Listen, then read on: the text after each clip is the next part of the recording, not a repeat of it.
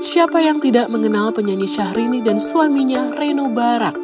Reno Barak yang berasal dari keluarga pengusaha di Kalimantan, merupakan cucu Omar Barak, penyintas Perang Dunia Kedua di Jepang. Agustus 1940, dua pemuda asal Samarinda, Kalimantan Timur, menaiki kapal Bandung Maru untuk menuntut ilmu di Jepang. Mereka adalah Arden Mulyanur dan Omar Barak. Omar yang akan kuliah ekonomi di Universitas Waseda berasal dari keluarga pedagang kaya di Kalimantan. Sudah sejak lama keluarganya menjadi pedagang antar pulau yang memasok sejumlah barang yang dibutuhkan oleh Kesultanan Kutai. Ayah dan paman Omar, Ahmad dan Ali juga melanjutkan tradisi keluarga mereka berdagang. Mereka mendirikan persekutuan dagang HBS yang bisnisnya berkembang hingga ke Belanda dan Jerman.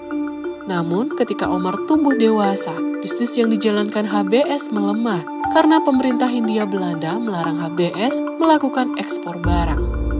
Melihat bagaimana pemerintah Hindia Belanda menindas pengusaha pribumi, Omar pun jadi memendam kecewa yang cukup besar terhadap pemerintah Hindia Belanda.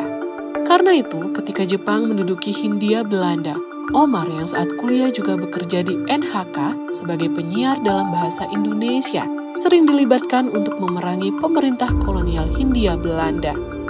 Namun, perang tetaplah mengganggu kehidupannya. Sejak memuncaknya peperangan pada awal tahun 1944, Omar mengalami masa sulit. Ia tidak bisa lagi kuliah dan sering kelaparan karena kurangnya bahan pangan. Kondisi sulit itu bahkan pernah memaksanya untuk mencuri makanan. Sementara itu, di medan perang, sekutu masih kesulitan mengalahkan Jepang. Karena Jepang tak kunjung menyerah, sekutu akhirnya menjatuhkan bom atom di Nagasaki dan Hiroshima pada 6 dan 9 Agustus 1945 untuk melemahkan Jepang. Meski saat itu Omar beruntung karena berada di Tokyo sehingga jauh dari bom atom. Ia kemudian harus berlindung dari pesawat pengebom B-29 yang rutin mengebom kota Tokyo. Waktu sekutu menyerang, Omar ingat orang Islam yang berada di Jepang sedang menjalani puasa Ramadan.